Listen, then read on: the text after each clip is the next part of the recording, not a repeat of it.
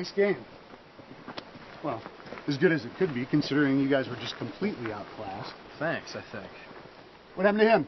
Low blood sugar. I'm fine. I'm just taking a break. Well, some guys just aren't made for combat. I'll show you combat. Mind if I ask you a personal question? Yes? Yeah. Why in the world would you let a fine woman like that get away?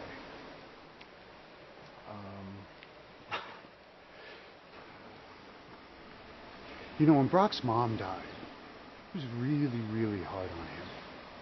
I'm sorry to hear that. Well, thank you. And the one thing I learned from that entire experience was this. Opportunity is very often veiled in tragedy. You know what I mean? Not really.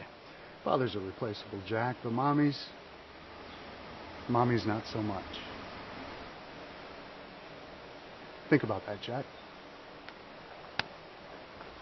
It doesn't make sense to have the best two teams square off in the first round. He'll join your team.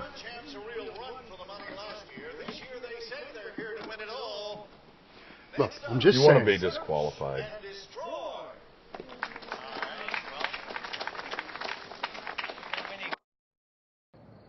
Can I have Jacker lifesavers? Lonholm Achgar. Really? Green lifesavers? What did she say? She said her father loves green lifesavers. What else did she say? Well, she said that she and her mother used to climb up on the roof of their house and look up into the night sky, and her mother would tell her stories about him. Really? What did he look like?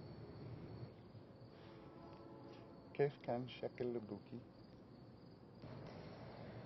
أمي كانت تقول أبوي كان راجل قوي ويوني تشبه له. I think all she knows about him are from the stories her mother told her. So she never met him? No, I don't think so. Can you ask her? Of course I can ask her. What's going on? Well, we were gonna ask you. We're trying to help Asuma find her father. What's his name? John Smith. And that's why we came. That's funny. Yeah, we thought that you were a definite possibility. Except for one major difference. Exactly. Sergeant Miller, Detective John Moretti.